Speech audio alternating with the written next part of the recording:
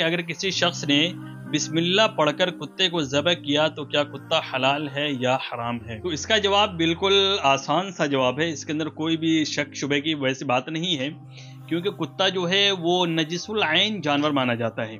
और यहाँ तक कि बताया गया है कि कुत्ता का अगर सूखा जिस्म है, उसके ऊपर अगर इंसान का कोई चीज़ लग जाता है, हाथ पैर लग जाता है, तो उससे तो नापाक नहीं होगा। लेकिन अगर उसका गीला जिस्म है, उसके ऊपर चाहे वो पानी पड़ा हुआ है या कोई भी चीज़ पड़ी हुई है और उसका बदन गीला है, तो उस सूरत में अगर उस कुत्ता से कोई इंसान अगर टच हो जाता है, उसका कपड़ा टच हो जाता है, तो वो कपड़ा भी नापाक हो जाएगा। इस तरीके से कुत्ता नजिसुल ऐन माना जाता है, यानी मुतलकन ये हराम है।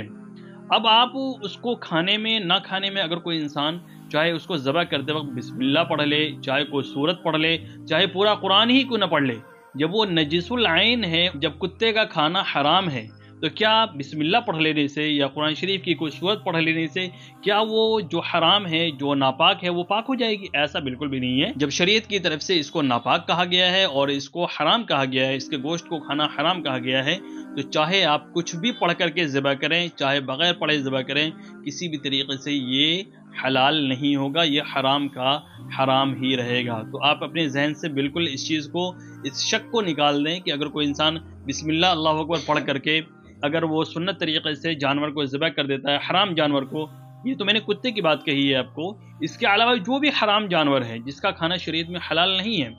उसको अगर इंसान बिल्कुल सुन्नत तरीके से, बहुत ही अच्छे तरीके से, पाबंदी से उसको अगर ज़बह करता है, फिर भी वो हलाल नहीं होगा, क्योंकि वो पहले से ही हराम है।